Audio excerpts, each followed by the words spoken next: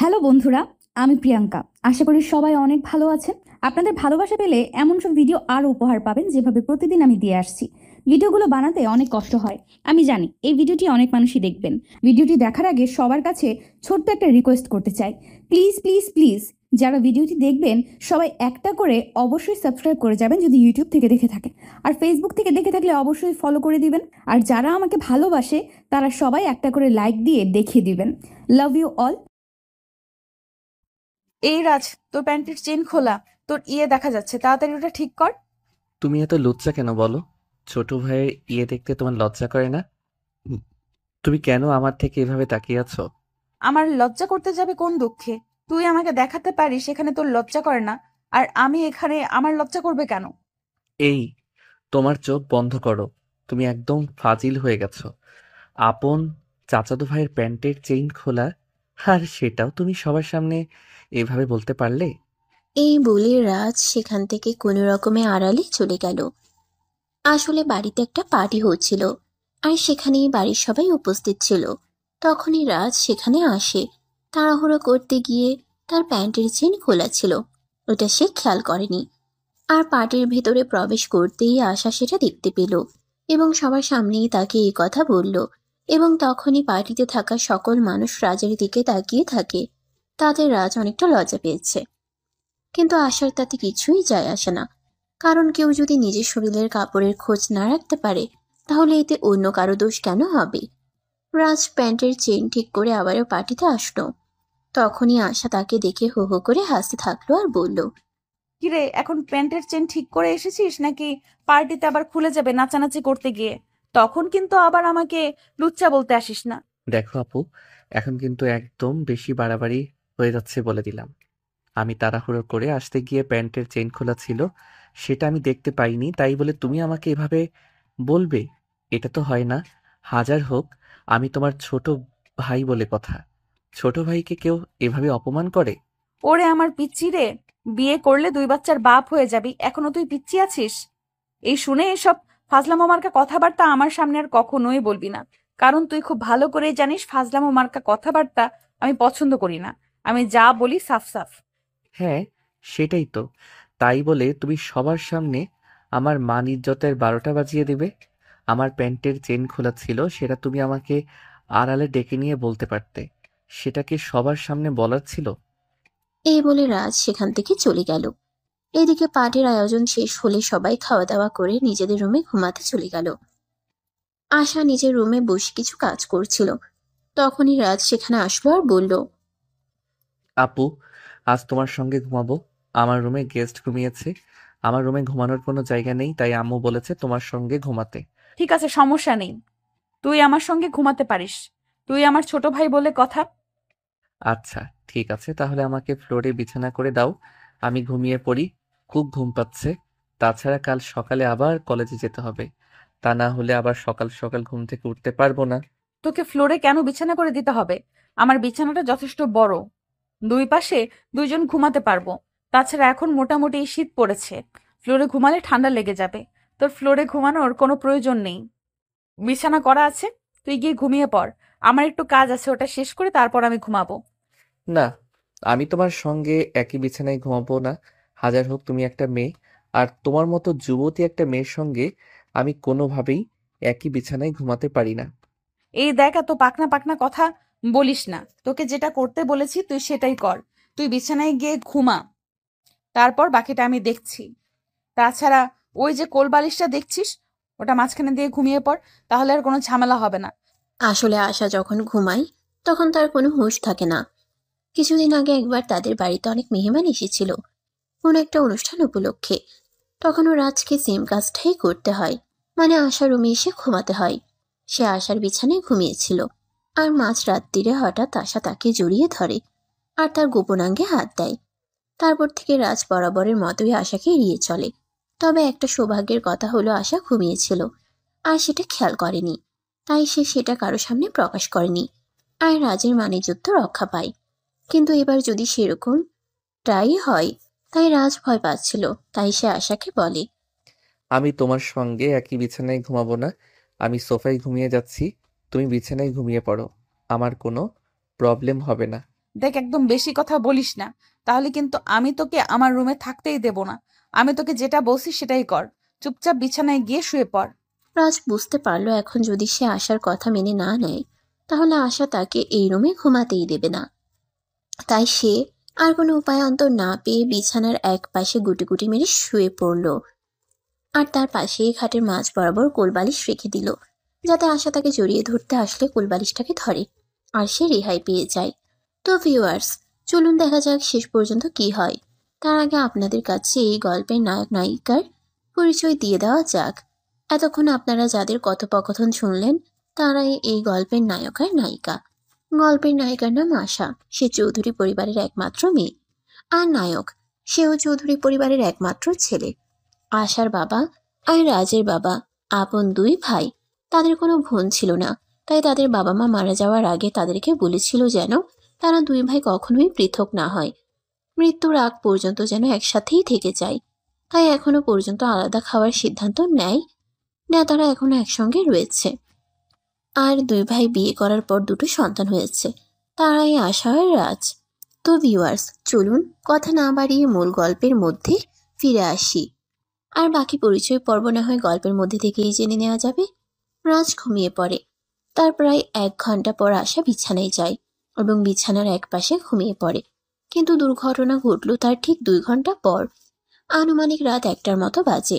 রাজ নিজের কপালে কারো গরম নিঃশ্বাস অনুভব করছিল। সে চোখ গেলে তাকিয়ে দেখল সে আশার বাহুডোরে অবস্থান করছে। এটা কিভাবে হলো? মাঝখানে তো কোলবালিশ ছিল, তাহলে কোলবালিশ কোথায় গেল আর এখানে কিভাবে আসলো? এটাই চিন্তা করছিল আর নিজেকে ছাড়ানোর চেষ্টা করছিল।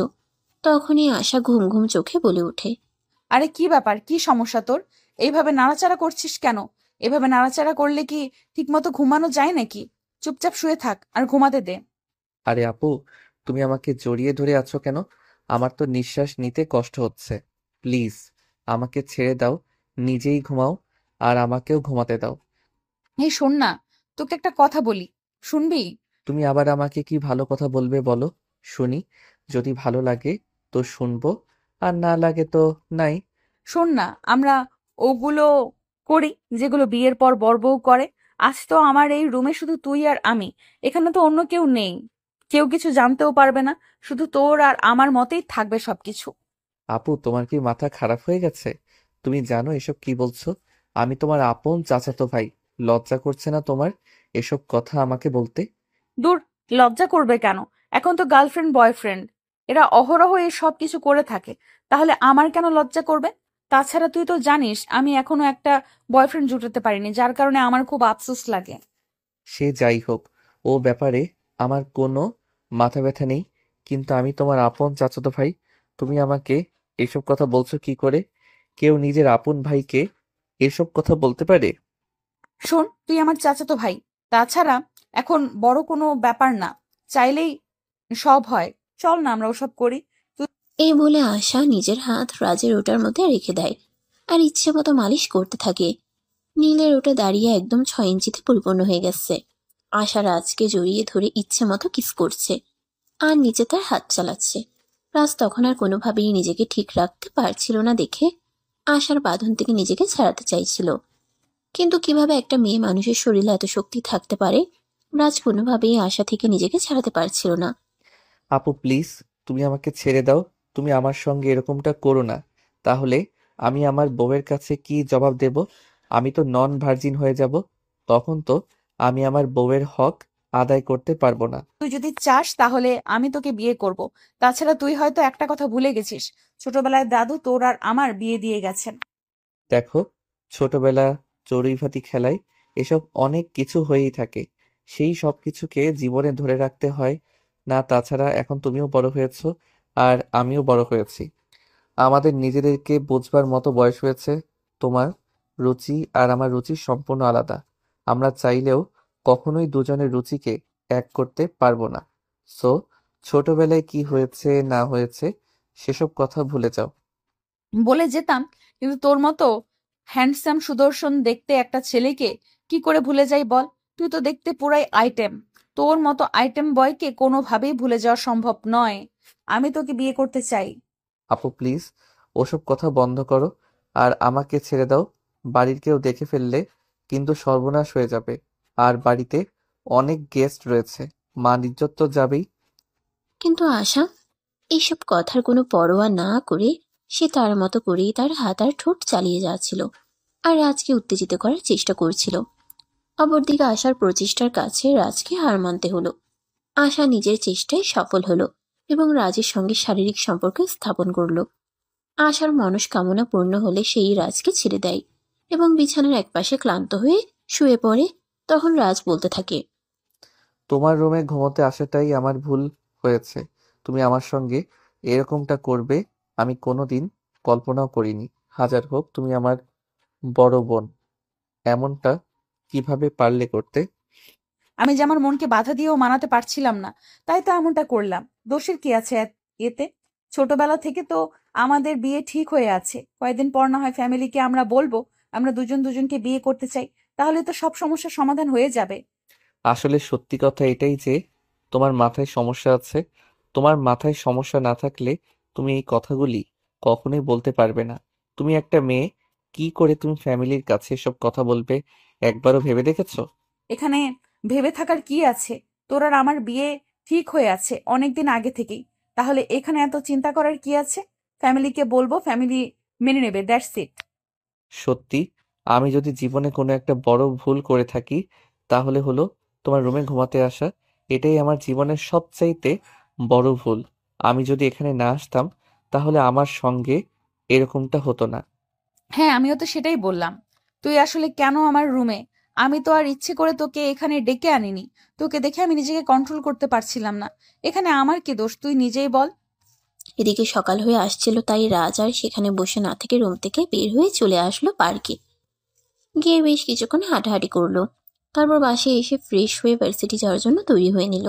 আরে ভিউয়ার্স, আপনাদের তো বলাই হলো না আমাদের গল্পের নায়ক নায়িকারা কি কি করে না করে। আমাদের গল্পের নায়িকা আশা এই বছর অনার্স ফাইনাল ইয়ারে পড়াশোনা করছে, আর আমাদের গল্পের নায়ক রাজ এই বছর অনার্স ফার্স্ট ইয়ারে পড়াশোনা করছে। মানে দুজনের বয়সের ব্যবধান 3 বছর। তো ভিউয়ার্স, চলুন কথা না বাড়িয়ে মূল গল্পে ফিরে আসি। রাজ যখন রেডি হয়ে বাসা থেকে বের হতে যাবে তখনই পিছন থেকে তার বড় আম্মু তাকে বলে, কি ব্যাপার রাজ? সকালবেলা আমি ঘুম থেকে উঠে সবার জন্য নাস্তা তৈরি করেছি, আর তুই কিনা না খেয়ে বাসা থেকে বের হয়ে যাচ্ছিস? তোর কিছু হয়েছে নাকি? তোর মুখটা এমন দেখাচ্ছে কেন? না বড় আম্মু, কিছুই হয়নি। এমনিতেই আমার শরীরটা ভালো লাগছে না, তাই চলে যাচ্ছি। তাছাড়া আমার খাওয়ার ইচ্ছা হচ্ছে না। কি হয়েছে বল আমাকে, আমি তোকে ওষুধ দিই, তাহলেই ঠিক হয়ে যাবে। না বড় আম্মু, সেরকম কিছুই হয়নি। আমার ওষুধ লাগবে না। আমি ক্যান্টিন দেখে কিছু খেয়ে নেব। আমি এখন আসি। আরে এটা তুই কি বলছিস? তুই চলে যাবি? তাহলে আশা কার সঙ্গে ভার্সিটিতে যাবে?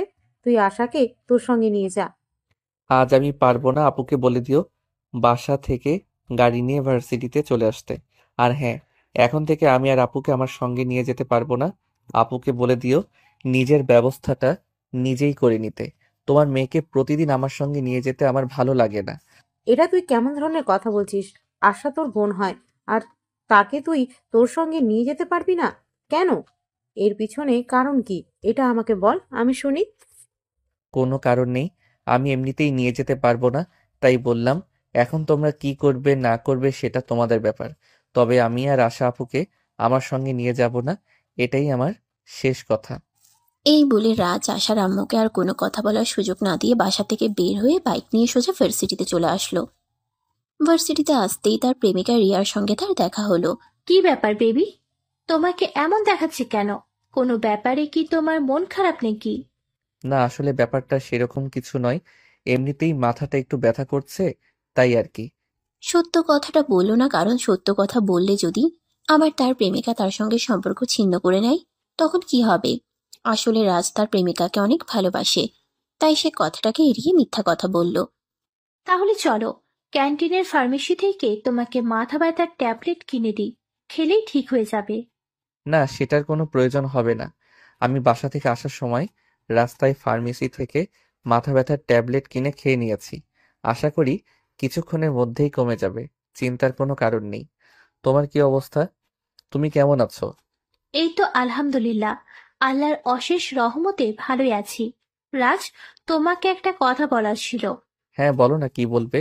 আমি তোমার সব কথা শুনতে রাজি আছি। তুমি শুধু বলো আমাকে কি করতে হবে। তোমার চাচাতো বোন আশার ব্যবহারগুলো আমার ঠিক ভালো লাগে না। আমি চাই তুমি ওর সঙ্গে মেলামেশা করবে না। আরে এসব তুমি কি বলছো? তোমার কি মাথা খারাপ নাকি? আশা আপু আমার বড় বোন। সে আবার কি খারাপ আচরণ করলো যেটা তোমার চোখে পড়লো আর আমার চোখে পড়লো না? প্লিজ নিজের মেন্টালিটি ঠিক করো। সে আমার বড় বোন হয়, তাকে নিয়ে বাজে কথা বলবে না। ঠিক আমার কথা শুনে হয়তো তোমার আমার মেন্টালিটি খারাপ মনে হতে পারে, কিন্তু এটা শুধু আমি না, পুরো ভার্সিটির স্টুডেন্টরা খেয়াল করে। আর অনেকেই আমাকে বলেছে সে নাকি তোমার সঙ্গে ঘাড়ে পড়ে মিশতে চায়। দেখো, তুমি আমার ফ্রেন্ড। আমি চাই না তুমি আমার সামনে অন্য একটা মেয়ের সঙ্গে ইটিস পিটিস করো। এগুলো আমার সহ্য হবে না। তাই আমি তোমাকে বললাম। ঠিক আছে, এই ব্যাপারে যদি তোমার কোনো সন্দেহ থাকে তাহলে আমি আশা আপুর সঙ্গে আর কোনো কথাই বলবো না। তবে তোমাকে আমি হারাতে পারবো না, কারণ তোমায় আমি ভালোবাসি। প্লিজ তুমি আমাকে ভুল বুঝো না। দেখো, আমিও তোমায় ভালোবাসি আর বিশ্বাস করি। এখানে ভুল বোঝাবুঝির কিছুই নেই। এটা হলো সত্য মিথ্যার প্রশ্ন। বললাম, এই বিষয়টা শুধু আমি না, বিষয়টা প্রত্যেকেই খেয়াল করেছে। সেখানে আমার একার ভুল বোঝাবুঝি তো নয়। আচ্ছা ঠিক আছে, এবার এই প্রসঙ্গটা বাদ দাও। আমার সকালে কিছু খেতে ইচ্ছে করছিল না, তাই বাসা থেকে কিছু খেয়ে আসিনি। এখন ক্যান্টিনে চলো, তোমাকে নিয়ে কিছু খাবো। কি বলো তুমি? বাসা থেকে কিছু না খেয়ে বের হয়ে এসেছো? আন্টি তোমায় কিছু বলেনি? না মানে আসলে আমার আম্মু এখনো ঘুম থেকে উঠেনি। গতকাল তো আমাদের বাড়িতে একটা পার্টি আয়োজন ছিল, সেটা তো তুমি জানোই। আম্মুর শরীরটা হয়তো ক্লান্ত লাগছে, তাই আম্মু তখনও ঘুমাচ্ছিল। বড় আম্মু সকালে ঘুম থেকে উঠে সবার জন্য নাস্তা বানিয়েছে, কিন্তু আমার খেতে ইচ্ছে করছিল না, তাই না খেয়ে চলে এসেছি। রিয়া তখন আর কোনো কথা না বলে রাজকে নিয়ে ভার্সিটির ক্যান্টিনে চলে গেল। আর তারপর দুজনে সেখানে নাস্তা করে ক্যান্টিন থেকে বের হতে যাবে, তখনই তাদের সামনে আশা এসে দাঁড়ালো।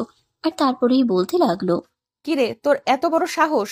তুই আমাকে না নিয়ে ভার্সিটিতে চলে এসেছিস। তোকে আমি কতবার বলেছি তুই আমাকে না বলে কোথাও যাবি না। আমি তোকে না দেখলে কষ্ট পাই। কথাটা শোনা মাত্র রিয়া রাজকে বলতে লাগলো, এবার তো তুমি বুঝতে পারলে আমার কথা বলার কারণ কি। এই মেয়েটা তোমার সঙ্গে এমন এমন বিহেভ করে যাতে আমি না, শুধু ভার্সিটির প্রত্যেকটা স্টুডেন্ট মনে করে তোমাদের দুজনের মধ্যে কোনো সম্পর্ক চলছে। আশা আপু দেখো, আমি তোমার বাপের সম্পত্তি নই যে তোমার যেভাবে ইচ্ছে আমাকে সেভাবে ব্যবহার করবে। তাই আমি তোমাকে শেষবারের মতো বলছি, তুমি আমার সঙ্গে এরকম করো না। তুমি খুব ভালো করে জানো আমি রিয়াকে ভালোবাসি আর রিয়াকে বিয়ে করব। প্লিজ তুমি আমাকে আর বিরক্ত করো না। তুই বলবি আর আমি তোকে ছেড়ে দিয়ে চলে যাব? এমনটা তো হতে পারে না। কারণ তুই খুব ভালো করে জানিস আমাদের ফ্যামিলিতে বড়দের কথা কতটা মানা হয়। আর আমাদের দাদু ছোটবেলায় তোর সঙ্গে আমার বিয়ে ঠিক করে গেছে। এখন তুই ভাবলি কি করে যে আমি তোকে এই মেয়েটার হাতে তুলে দিয়ে দেবদাস হয়ে চলে যাব? শোনো, তোমাকে আমি আগেও বলেছি আর এখনো বলছি, কে কি বলেছে আর কে কি করেছে সেসব ব্যাপারে আমার বিন্দু মাত্র মাথা ব্যথা নেই। আমি তোমাকে বিয়ে করব না, এটাই শেষ কথা। কারণ আমি রিয়াকে ভালোবাসি, তোমাকে নয়। তুই আমাকে ভালোবাসিস না তাতে কি হয়েছে? ভালোবেসে নিবি। তাছাড়া ভালোবাসা কি জিনিস সেটা বোঝার মতো বয়স তোর এখনো হয়নি। তুই এখনো আবেগ দিয়ে সবকিছু চিন্তা করিস, তাই তুই বুঝতে পারিস না। কিন্তু বিশ্বাস কর, আমি সত্যি তোকে অনেক বেশি ভালোবাসি। আরে, এই মেয়ে কেমন নির্লজ্জ বেহায়া! আপনি একটা ছেলে আপনাকে অ্যাভয়েড করছে আর আপনি তার পিছনে ঘুরঘুর করছেন। তাছাড়া সবাই তো তাছাড়া সবচাইতে বড় কথা হলো ছেলেটা আপনার আপন চাচাতো ভাই। তার সঙ্গে এইসব লুচ্চামি মার্কা কথাবার্তা বলতে আপনার কি একটুও লজ্জা করে না? না, লজ্জা করে না। কারণ আমি খুব ভালো করেই জানি আমাদের ফ্যামিলির সবাই ভেবে রেখেছে রাজ আর আমি যখন পূর্ণবয়স্ক হব তখন আমাদের দুজনের বিয়ে দেবে। তাহলে এখানে লজ্জা কেন করবে? তুই নিজেই আমাকে বল, আমি শুনি। কারণ সে আপনাকে ভালোবাসে না, আমাকে ভালোবাসে। আর আমরা দুজন আমাদের ফ্যামিলিকে জানিয়ে বিয়ে করব। আর কিছুই না। যেই মানুষটা আপনাকে ভালোই বাসে না, সেই মানুষটার কাছে আপনি ভালোবাসা দাবি করেন কি করে? আমি কি করে দাবি করি সেটা নিশ্চয়ই তোর কাছ থেকে জানতে যাব না। আমার যেভাবে যা ইচ্ছা আমি সেভাবে তাই করব। আমি তোকে কোনো কৈফিয়ত দিতে যাব না রে। তুই ও আমার ভালোবাসার মানুষ, তাই তুমি ওর কাছে কৈফিয়ত দিতে বাধ্য। আর হ্যাঁ, একটা কথা কিন্তু আমি বাড়িতেই বলে এসেছি, আমি এখন আর তোমাকে ভার্সিটিতে নিয়ে আসা আর নিয়ে যাওয়ার চাকরিটা করতে পারবো না।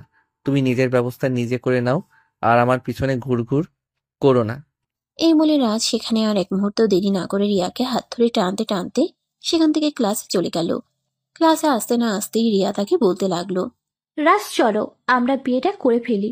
তা না হলে তোমার এই বোনটাকে যে এরকম দেখা যাচ্ছে মনে হয় খুব তাড়াতাড়ি একটা ঝামেলা বাঁধিয়ে দেবে। তখন কিন্তু তুমিও আমাকে হারাবে আর আমিও তোমাকে। তুমি কোনো চিন্তা করো না, উল্টাপাল্টা কিছুই হবে না। আমি তো তোমায় ভালোবাসি, তাই না? তুমি আমার উপর ভরসা রাখো, আমি সবকিছু ঠিক করে নেব। হ্যাঁ, তুমি আমায় ভালোবাসো এই কথা আমি বিশ্বাস করি, আর তোমাকেও বিশ্বাস করি। কিন্তু এই মেয়েটাকে আমার বিন্দুমাত্র বিশ্বাস আর ভরসা নেই, কোনোটাই নেই। এই মেয়েটা যে কোনো সময় যে কোনো দুর্ঘটনা ঘটিয়ে দিতে পারে। তখন তুমি কি করবে? তুমি যদি আমাকে বিশ্বাস আর ভরসা দুটোই করো, তাহলে তুমি চুপচাপ বসে থাকো, কিছুই হবে না, কারণ আমি তোমাকে ভালোবাসি, ওকে নয়। এরপর রাজ রিয়াকে আরো অনেকগুলো কথা বলে বুঝালো। আর তারপর ক্লাস শুরু হলো। ক্লাস শেষ হলে রাজের বন্ধু হৃদয় তার সঙ্গে দেখা করতে আসে। দোষ, শোন, তোকে একটা ব্যাপারে কথা বলার ছিল। দেখ, আমরা সবাই জানি তুই রিয়াকে খুব ভালোবাসিস, কিন্তু আশাপুর কর্মকাণ্ডগুলো আমাদের সবার চোখে পড়ছে। তুই যদি রিয়াকে ভালোবাসিস তাহলে রিয়াকে বিয়ে করে নে। হ্যাঁ, বিয়ে তো আমি রিয়াকেই করব, তবে আমি তো একটা ছেলে মানুষ, চাইলেই যে কোনো সময় বিয়ে করে নিতে পারি না। এই তো সবেমাত্র অনার্স প্রথম বর্ষে পড়াশোনা করছি, এখন যদি বিয়ে করি তাহলে আমার ফ্যামিলির মানুষ কি বলবে? তোর ফ্যামিলির মানুষ কি বলবে সেটা ভাই আমরা জানি না, কিন্তু তোকে শুধু এইটুকু কথা বলার ছিল। তুই যদি রিয়াকে সত্যি ভালোবাসিস তাহলে যত তাড়াতাড়ি পারিস রিয়াকে বিয়ে করে তোদের বাড়ি নিয়ে যা। তা না হলে হয়তো একটা গন্ডগোল হয়ে যেতে পারে, কারণ তুই আশা আপুকে চিনিস না। আশা আপু ইদানিং যা শুরু করেছে সেগুলো ভার্সিটির সবার চোখে পড়ছে। আচ্ছা ঠিক আছে, চিন্তা করিস না, আমি দেখছি কি করা যায়, তবে খুব তাড়াতাড়ি ভালো একটা সলিউশন করতে হবে। অতঃপর হৃদয় আর কোনো কথা না বলে সেখান থেকে চলে গেল। এরপর ভার্সিটি ছুটি হলে রাজ ভার্সিটি থেকে বের হতে যাবে, তখনই আশা তার সামনে এসে দাঁড়ায় আর বলে, আমি তোর সঙ্গে যাব, আর তুই আমাকে সঙ্গে নিয়েই বাসায় যাবি, এটাই আমার শেষ কথা। আমি তো তোমাকে বলে দিয়েছি আমি তোমাকে নিয়ে আর যাওয়া আসা করতে পারবো না। তোমার যদি ভাইকে যাওয়া আসা করতে হয় তাহলে তুমি একটা বাইক কিনে নাও আর নিজেই সেটা চালানো শিখে নাও, আমাকে অযথাই বিরক্ত করো না, আমি তোমার চাকর নই। আরে তুই আমার চাকর হতে যাবি কেন? তুই তো আমার হবু জামাই। আরে তুই আমার চাকর হতে যাবি কেন? তুই তো আমার হবু জামাই। তাই তোর কাছে আমি যা কিছু চাইবো তোর সব কিছুই আমাকে দিতে হবে। দেখো, তুমি আমার মেজাজ খারাপ করো না, আমি তোমাকে যেটা বলছি তুমি সেটাই করো। আর একটা কথা, তুমি কখনোই আমাকে নিজের হবু জামাই বলে দাবি করবে না। আমি তো তখনও বলেছি আর এখনো বলছি, আমি কোনোদিনই তোমাকে বিয়ে করব না। আমার যদি বিয়ে করতেই হয় তাহলে আমি রিয়াকেই বিয়ে করব। আমিও তোকে বলে দিচ্ছি, তুই যদি কাউকে বিয়ে করিস তাহলে সেটা আমাকেই করবি। আমি ছাড়া অন্য কোনো মেয়ে তোর জীবনে কোনোদিনও আসবে না। এটা আমি তোকে চ্যালেঞ্জ করলাম। ঠিক আছে, তাহলে আমিও চ্যালেঞ্জ অ্যাকসেপ্ট করলাম, আমি কোনোদিনই তোমাকে বিয়ে করব না। এই বলে রাজ সেখানে আর এক মুহূর্ত দেরি না করে বাইক নিয়ে চলে গেল। এদিকে আশা বেশ কিছুক্ষণ গেটের সামনে দাঁড়িয়ে থেকে রাজ ফিরে না আসায় সে একটা রিক্সা নিয়ে বাড়িতে চলে আসলো। বাড়িতে এসে রাজের আম্মুর কাছে বিচার দিতে লাগলো। ছোট আম্মু, তোমার ছেলে ইদানিং আমার সঙ্গে অনেক খারাপ আচরণ করছে। আজকে ভার্সিটিতে তার সমস্ত বন্ধুদের সামনে আমাকে অপমান করেছে। সে আমাকে সোজাসাপটা বলে দিয়েছে আমাকে নাকি সে আর আনা নেওয়া করতে পারবে না। সে নাকি আমার বাপের টাকায় কেনা চাকর নয়। আরে, এটা তুমি কি বলছো? সত্যি বলছো তো রাজ তোমাকে এই কথা বলেছে? আচ্ছা ঠিক আছে, তুমি যদি সত্যি বলে থাকো তাহলে রাজ আসলে আমি রাজকে এটা জিজ্ঞাসা করবো। হ্যাঁ ছোট আম্মু, আমি একদম সত্যি কথাই বলছি। রাজ আমাকে এটাই বলেছে সে নাকি আমার বাপের টাকায় কেনা চাকর নয়। তুমি বলো, সে তো আমার ছোট ভাই, সে কি আমাকে এটা বলতে পারে? ঠিক আছে, তুমি কোনো চিন্তা করো না। আজও আসুক বাড়িতে, আজ ওর একদিন কি আমার একদিন। এত বড় সাহস ওকে কে দিয়েছে সেটাই আমি জিজ্ঞাসা করব। আশা তখন খুশি মনে লাফাতে লাফাতে নিজের রুমে চলে গেল। এদিকে বেশ কিছুক্ষণ পর রাজ পাশে আসলো। বাসায় আসতেই তার আম্মু তাকে ধরে বসলো। কি ব্যাপার রাজ? এইসব আমি কি শুনেছি? তুমি নাকি কিসব বলছো এগুলো? তোমার কাছ থেকে কি আমরা এগুলোই আশা করেছি? তুমি আমাদের ফ্যামিলি ছেলে, এটা তো ভাবতে আমার অবাক লাগছে। আম্মু, কেউ যদি তোমার কাছে আমার নামে মিথ্যা কথা বলে আর সেটাকে সত্য বলে চালিয়ে দেয়, তাহলে তো আমার কিছুই করার নেই। তবে আমি একটা কথা স্পষ্ট জানিয়ে দিয়েছি, আমি আর আশা প্রসঙ্গে এসব ডলাডলি করতে পারবো না। এগুলো আমার ভালো লাগে না। ভার্সিটির সব স্টুডেন্টরা এগুলো নিয়ে মজা নেয়, তাই আমি এগুলো আর সহ্য করতে পারছি না। প্লিজ, এটা যদি আমার অন্যায় প্লিজ, এটা যদি আমার অন্যায় হয়ে থাকে, তাহলে ফ্যামিলির সবাই আমাকে ক্ষমা করে দিও। কিন্তু এটা করা আমার পক্ষে আর সম্ভব নয়। তার মানে আশা আমাদেরকে যা কিছু বলেছে সবকিছুই সত্যি? তুমি আশার সঙ্গে সত্যি তোমার বন্ধুদের সামনে খারাপ ব্যবহার করেছো? কে কি বললো না বললো তাতে কিন্তু আমাদের কিছুই যায় আসে না। আর একটা কথা তুমি ভুলে যেও না, আশা কিন্তু শুধু তোমার বোন নয়, সে কিন্তু তোমার হবু স্ত্রী। আমরা কিন্তু তার সঙ্গেই তোমার বিয়ে দেব। পাগল আমি হয়েছি নাকি তোমরা হয়েছো, আমি সেটাই বুঝতে পারছি না। এই মেয়েটাকে আমি কেন বিয়ে করতে যাব? এই মেয়েটা তো এই মেয়েটা তো আমার থেকে বয়সে অনেক বড়। তাছাড়া যে আমার আপন চাচাতো বোন, তাকে কেন আমি বিয়ে করতে যাব বলো আমাকে? অত সব কৈফিয়ত আমরা তোমাকে দিতে পারবো না। ছোটবেলা থেকে তোমাদের দুজনের বিয়ে ঠিক হয়ে আছে, তাই তোমাদের দুজনেরই বিয়ে করতে হবে।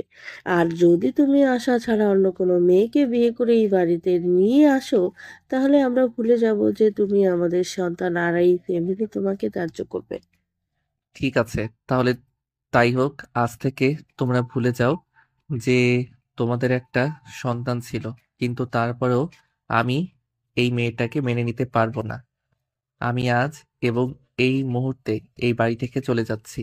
কোথায় যাব তার কোনো ঠিক নেই। তোমরা আমাকে খুঁজতে যেও না, কোথাও খুঁজে পাবে না।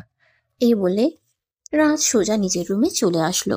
আর তারপরও নিজের প্রয়োজনীয় কিছু জিনিসপত্র গুছিয়ে নিয়ে বাড়ি থেকে কাউকে কিছু না বলেই বের হয়ে গেল। সন্ধ্যা পেরিয়ে রাত হলো। রাত তখন আনুমানিক 11টার মতো বাজে। সবাই খাবার টেবিলে খাবার নিয়ে অপেক্ষা করছে, কিন্তু কেউ রাজকে কোথাও দেখতে পাচ্ছে না। তখনই আশা তার ছোট আম্মুকে প্রশ্ন করলো। কি ব্যাপার ছোট আম্মু? রাজকে কোথাও দেখতে পাচ্ছি না কেন? আমি তো সারা দিন তোর নতুন না যে খুঁজছি, ওকে তো কোথাও দেখতে পেলাম না। রাজ কোথায় গেছে? ওকে কি তুমি ফোন দিয়েছিলে? সে কোথায় গেছে আমি কিছুই জানি না, যে আমার কাছে কিছুই বলে যায়নি। তাছাড়া সে যখন বাসায় এসেছিল তখন আমি তোমার ব্যাপারে এই কথা বলেছিলাম, যে সে আমাকে স্পষ্ট জানিয়ে দিয়েছে প্রয়োজন হলে সেই বাড়ি ছেড়ে চলে যাবে, কিন্তু তোমাকে সে কোনোভাবেই বিয়ে করবে না। এটা নিয়ে তার সঙ্গে ঝামেলা হয়েছিল। তাহলে তুমি আমাকে এই কথাটা তখন বললে না কেন? আমি ওকে আটকে দিতাম। কিন্তু এখন সে কোথায় গেছে এটা আমরা কিভাবে জানবো? আর তাকে কিভাবে খুঁজে আনবো? এত চিন্তার কিছুই নেই, সে এখন আর ছোট বাচ্চা নয়, তার ইচ্ছে মতো সবকিছু হবে না এই বাড়িতে। যেখানে ইচ্ছে সেখানে যাক, যখন এই আবেগ ফুরিয়ে যাবে তখন সে নিজেই এই বাড়িতে চলে আসবে। সন্ধ্যা পেরিয়ে রাত হলো। রাত তখন আনুমানিক 11টার মতো বাজে। সবাই খাবার টেবিলে খাবার নিয়ে অপেক্ষা করছে, কিন্তু কেউ রাজকে কোথাও দেখতে পাচ্ছে না। তখনই আশা তার ছোট আম্মুকে প্রশ্ন করলো। তখন কেউই আর এই বিষয়ে কোনো কথা বলল না। সবাই খাওয়া দাওয়া করে নিজেদের রুমে চলে গেল। কিন্তু এদিকে আশা নিজের রুমের ব্যালকনিতে পায়চারি করছে। তার চোখে ঘুম আসছে না। বারবার সে রাজের নাম্বারে ফোন করছে, কিন্তু ফোন সুইচ অফ বলছে। কেন এরকমটা হচ্ছে কেউ কি কিছু বুঝতে পারছে না।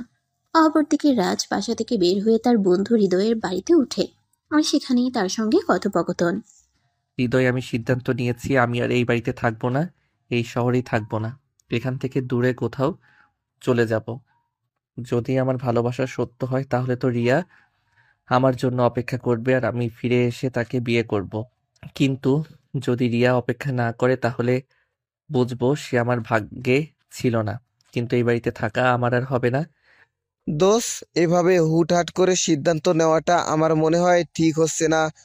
আশা আপু তোকে ভালোবাসে, তাছাড়া তোর ফ্যামিলির মানুষজন চায় তুই আশা আপুকে বিয়ে করিস, কিন্তু তুই কেন এটা করতে চাচ্ছিস না? আমরা তো সেটাই বুঝতে পারছি না। আমার ফ্যামিলির মানুষগুলোর সঙ্গে তোরও কি মাথা খারাপ হয়েছে নাকি যে আমি এই বুড়ো মেয়েটাকে বিয়ে করব? আমি কখনোই এই মেয়েটাকে বিয়ে করব না। তাছাড়া তোরা সবাই জানিস রিয়াকে আমি ভালোবাসি। সেখানে এই মেয়েটাকে বিয়ে করার প্রশ্নই ওঠে না, যে কিনা আমার থেকে 3 বছরের সিনিয়র। ঠিক আছে ভাই, তোর যেটা ভালো মনে হয় তুই সেটাই কর। তোর ব্যক্তিগত ব্যাপারে কোনো কথা বলতে চাই না। যাই হোক, তুই কি তোর আম্মুর কাছে কিছু বলে এসেছিস? না, আমি কারোর কাছে কিছু বলে আসিনি।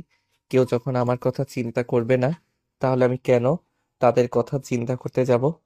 যাই হোক দোস্ত, তোর সঙ্গে একটা কথা বলতে এসেছি। হ্যাঁ বল, কি বলবি? তুই আমার বেস্ট ফ্রেন্ড, আর তোর জন্য আমি সবকিছু করতে পারি। দোস্ত, তুই তো খুব ভালো করে জানিস আমি বাড়ি থেকে রাগ করে চলে এসেছি। আমি বাড়ি থেকে নিজের খরচের জন্য কোনো টাকা পয়সা নিয়ে আসিনি। তোর কাছে যদি টাকা থাকে তাহলে তুই আমাকে কিছু টাকা দিয়ে সহযোগিতা কর। তারপর আমি যখন ফিরে আসব তখন তোর টাকাটা ফেরত দিয়ে দেব। আচ্ছা দোস্ত, ঠিক আছে, কোনো সমস্যা নেই। আমার কাছে কিছু জমানো টাকা আছে, আমি ওগুলো তোকে দিচ্ছি। তুই এগুলো তোর কাছে রাখ। তোর যখন সময় হবে তুই তখন আমাকে ফেরত দিস, কোনো সমস্যা নেই। এই বলে হৃদয় তার কাছে থাকা 30,000 টাকা রাজের হাতে তুলে দিল। আর রাজ সেই টাকাটা হাতে নিয়ে হৃদয়ের কাছ থেকে বিদায় নিয়ে হৃদয়ের বাসা থেকে বের হয়ে পড়ল অজানায় গন্তব্যে। এরপর চলে গেল 2 দিন। রাজের কোনো খোঁজ নেই। তার ফ্যামিলির মানুষজন সারা শহর তন্ন তন্ন করে খুঁজেছে, কিন্তু কোথাও তাকে খুঁজে পায়নি। ভার্সিটিতেও তার কোনো খোঁজ পাওয়া যাচ্ছে না। এদিকে রিয়া তো রাজকে ফোনে না পেয়ে একদম পাগলের মতো হয়ে গেছে। তাই সে সেদিন ভার্সিটিতে আশাকে দেখতে পেয়ে আশার সামনে গিয়ে দাঁড়ায়। এই মেয়ে, কি করছো তুমি আমার রাজের সঙ্গে? আমার রাজ আমার সঙ্গে কথা বলছে না কেন? তার ফোন সুইচ অফ বলছে কেন? আমি আবার রাজের সঙ্গে কি করতে যাব? আমি রাজের সঙ্গে কিছুই করিনি। রাজের সঙ্গে তার আম্মুর কথা কাটাকাটি হয়েছে, আর সে বাড়ি থেকে বের হয়ে গেছে। আমরা সবাই তাকে খুঁজতেছি, কিন্তু কোথাও খুঁজে পাচ্ছি না। মিথ্যে কথা বলছো তুমি। তুমি নিশ্চয়ই আমার রাজের সঙ্গে উল্টোপাল্টা কিছু করেছো, তাই রাজ রাগ করে কোথাও চলে গেছে। তবে বিশ্বাস করো, আমার রাজের যদি কিছু হয় তাহলে আমি কিন্তু তোমাকে ছেড়ে দেব না। আসছে খারাপের বংশধর। এই মেয়ে, যা, তোর যা ইচ্ছা তুই তাই করিস। আমার সঙ্গে কথা বলতে এসেছিস কেন? আমি কি তোকে বলেছি আমি তোর রাজের খোঁজ তোকে দেব? যা আমার চোখের সামনে থেকে। একা তো আছে নিজের যন্ত্রণায়, আর এদিকে উনি আসছে আমাকে আরো যন্ত্রণা দিতে। এরপর আশা রিয়াকে আরো কয়েকটা কথা শুনিয়ে দিয়ে সেখান থেকে চলে গেল।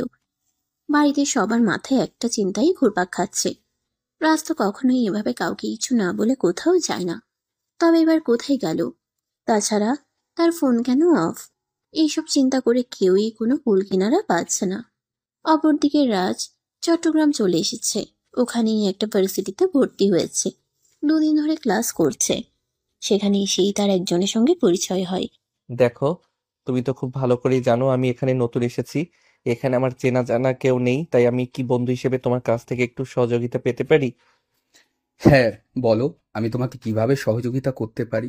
তাছাড়া আমি তো তোমার বন্ধু। বন্ধু হিসেবে তোমাকে যতটুকু সহযোগিতা করার দরকার আমি ততটুকুই করব। আসলে আমি আমার ফ্যামিলির সঙ্গে ঝামেলা করে এখানে চলে এসেছি। আমি যতদিন না পর্যন্ত নিজে একটা কিছু করতে পারছি ততদিন আমার ফ্যামিলির সঙ্গে কোনো যোগাযোগ করব না। তাই এই মুহূর্তে আমার নিজের খরচ নিজে চালানোটা খুবই দরকার। ও আচ্ছা, এই ব্যাপার। আমি বুঝতে পেরেছি। যাই হোক, কোনো সমস্যা নেই, চিন্তা করো না তুমি। আমি দেখছি তোমার জন্য একটা টিউশনের ব্যবস্থা করতে পারি কিনা। আচ্ছা ঠিক আছে, তুমি একটু তাড়াতাড়ি দেখো।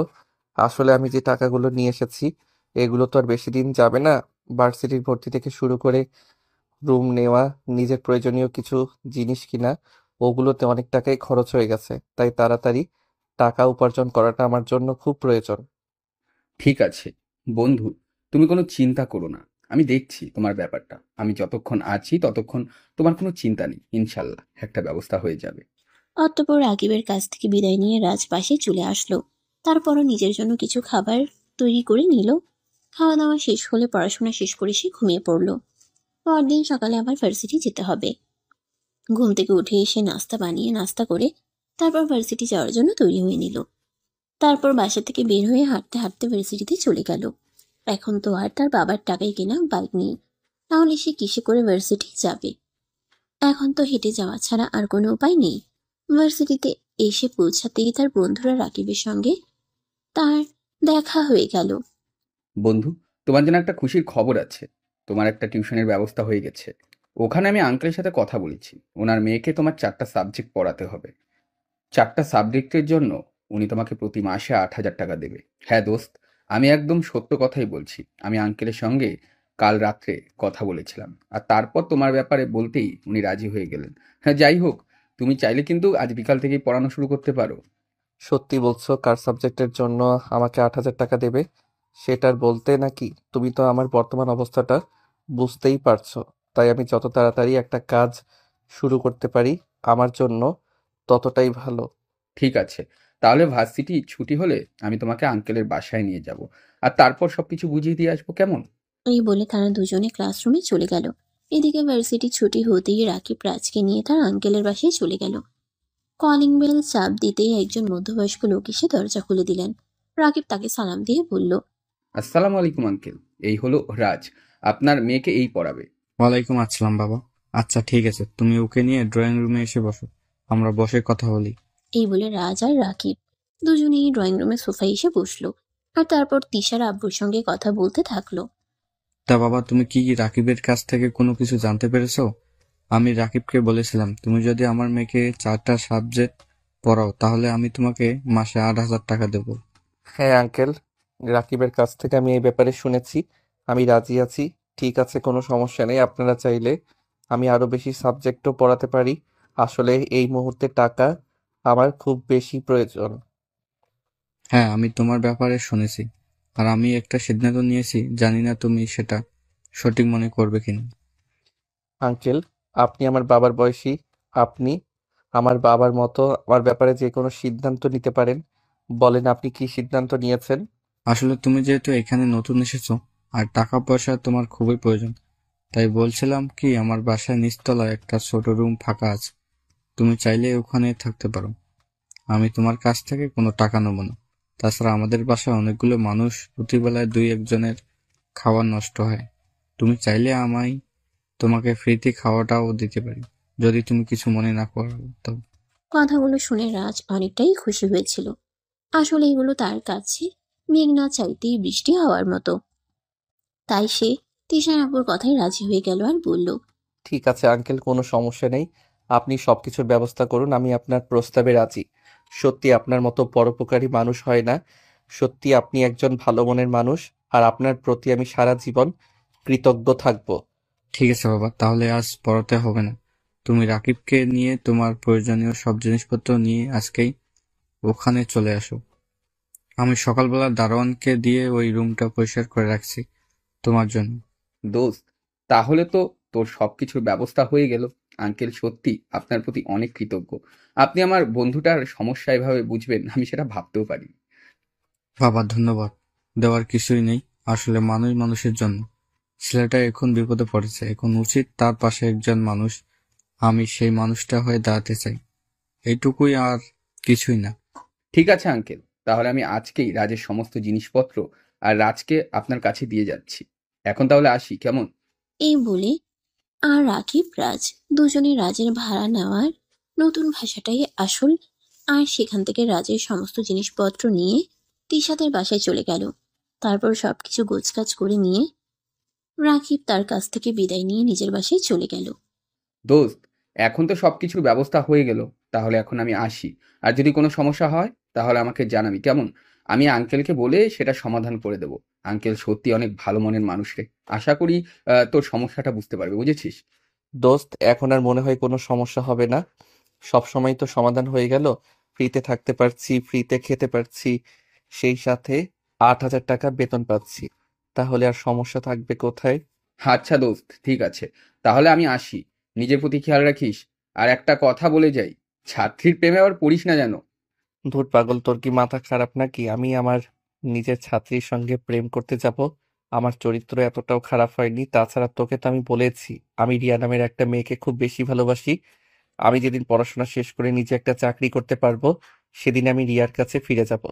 ঠিক আছে দোস্ত, তোর ভালোবাসা আর ভালোবাসার মানুষটার জন্য অনেক শুভকামনা রইল। তোদের ভালোবাসা পরিপূর্ণতা পাক। আসি রে। এই বলে রাকিব রাজের কাছ থেকে বিদায় নিয়ে তার বাসায় চলে গেল। কিছুক্ষণ পরে তিশার আব্বু রাজকে রাতের খাবার দিতে আসলো। এই নাও বাবা, তোমার আজকের আবার আজ প্রথম দিন, তাই তোমাকে খাবারটা তোমার রুমে দিয়ে গেলাম। আমাদের সঙ্গে ডাইনিং টেবিলে বসে খাবার খাবো। আচ্ছা আঙ্কেল, ঠিক আছে, আপনাকে অসংখ্য ধন্যবাদ। সত্যি আপনি আমাকে এত বড় একটা উপকার করবেন বুঝতে পারিনি। বাবা, মানুষ মানুষের জন্য। আমি রাকিবের কাছে শুনেছি তোমার সমস্যার কথা, তাই একটুকু সাহায্য করা আমার কর্তব্য। তাছাড়া আমার কোনো ছেলে সন্তান নেই। তুমি আমার বাড়িতে আমার ছেলে সন্তানের ন্যায় থাকতে পারো। অতঃপর তিশার আব্বু রাজের কাছ থেকে বিদায় নিয়ে সেখান থেকে চলে গেল। আর এদিকে রাজ খাবার খেয়ে তারপর ঘুমিয়ে পড়ল। পরদিন সকালবেলা ঘুম থেকে উঠতে না উঠতেই রাজ দরজায় কোনো মেয়ে মানুষের গলার আওয়াজ শুনতে পেল। রাজ ঘুম ঘুম চোখে দরজাটা খুলল। আসসালামু আলাইকুম, আমি তিশা। আপনি নিশ্চয়ই আমার নতুন টিউটর। ওয়ালাইকুম আসসালাম। হ্যাঁ, আমি তোমার নতুন টিউটর। এখন বলো কেন এসেছো? আপনাকে তো গতকাল আপু বলে গেছিল সকালে নাস্তার টাইম হওয়ার আগে ডাইনিং টেবিলে চলে যেতে, কিন্তু আপনি এখনো ডাইনিং টেবিলে আসলেন না কেন? তাই আব্বু আমাকে পাঠিয়েছে আপনাকে নিয়ে যেতে।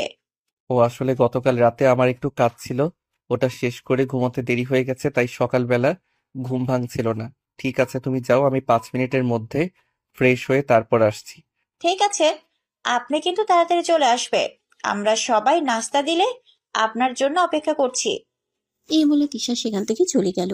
এদিকে রাজ ফ্রেশ হয়ে কিছুক্ষণ পর খাবার টেবিলে গেল। তখনই তিশার আব্বু বলল, কি ব্যাপার রাজ, এত লেট হলো কেন? আসলে আঙ্কেল, কাল রাতে সব গুছিয়ে রেখে ঘুমাতে দেরি হয়ে গেছিল, তাই আজ সকালে ঘুম থেকে উঠতে পারিনি। আচ্ছা ঠিক আছে, শোনো তিশা, কলেজে চলে যাবে আর তোমার আন্টি আর আমি দুজনেই অফিসে চলে যাব। তোমার খাবারটা ডাইনিং টেবিলে রাখা থাকবে, তুমি একটু খেয়ে নিও কষ্ট করে। আচ্ছা আঙ্কেল, ঠিক আছে, কোনো সমস্যা নেই, আপনারা আমাকে নিয়ে কোনো চিন্তা করবেন না। অতঃপর খাওয়া দাওয়া শেষ করে নীল রুম থেকে বের হয়ে নিজের রুমে চলে গেল। তারপর রেডি হয়ে ভার্সিটিতে চলে গেল। ভার্সিটি শেষ হলো বিকেল 3টায়। তারপর বাসে এসে ফ্রেশ হয়ে খাবার খাচ্ছিল। তখনই তিশা সেখানে এসে উপস্থিত হলো। আসসালামু আলাইকুম স্যার, আমি কি বইপত্র নিয়ে ড্রয়িং রুমে চলে আসবো, নাকি আপনি আমার রুমে গিয়ে আমাকে পড়াবেন? ওয়ালাইকুম আসসালাম।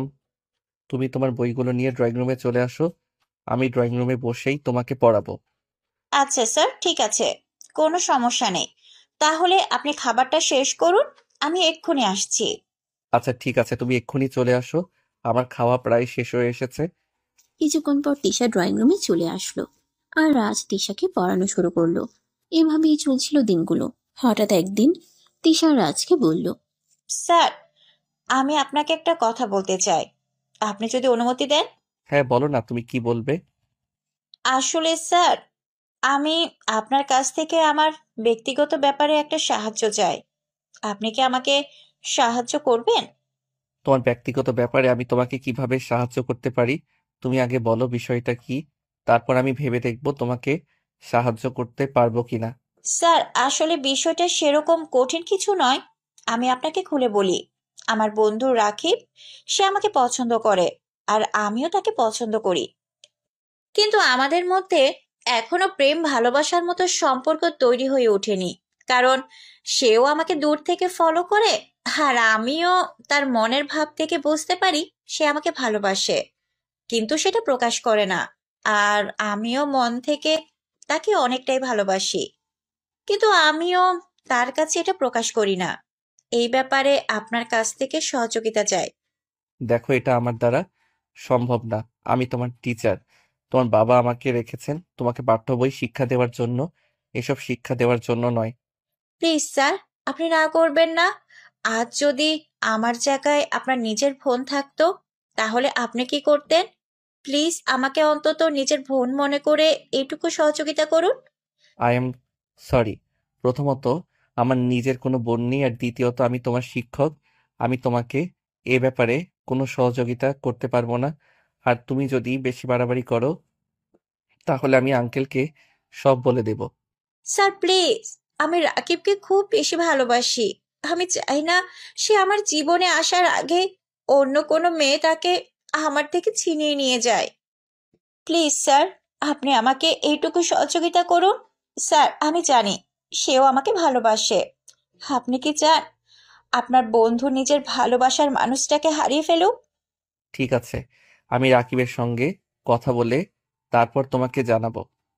আচ্ছা ঠিক আছে, আমি রাকিবের সঙ্গে কথা বলে তারপর তোমাকে জানাবো। কিন্তু রাকিব যদি আমাকে বলে যে সে তোমাকে ভালোবাসে না, তাহলে কিন্তু এই সবকিছু তোমার ভুলে যেতে হবে। ঠিক আছে স্যার, আমি আপনার কথায় রাজি। আমি জানি যে আমাকে ভালোবাসে, সে কোনোদিন আমার ভালোবাসা অস্বীকার করতে পারবে না। আপনি শুধু একবার তার সঙ্গে আমার ব্যাপারে কথা বলুন। রাজ তখন আচ্ছা ঠিক আছে এই কথা বলে তিশাকে পড়ানো শেষ করে রুম থেকে বের হয়ে চলে আসে। নিজের রুমে এসে সঙ্গে সঙ্গে সে রাকিবকে ফোন দেয়। হ্যালো দোস্ত, কই তুই? এখনই আমার সঙ্গে একবার একটু দেখা করতে পারবি? তোর সঙ্গে একটু দরকারি কথা ছিল। এই, আমার বাসায় হঠাৎ তোর কি এমন দরকারি কথা আছে? ঠিক আছে, আমি কি তোর বাসায় চলে আসবো নাকি বাইরে দেখা করবি? না দোস্ত, বাসায় আসতে হবে না, আমি তোর সঙ্গে বাইরে দেখা করব।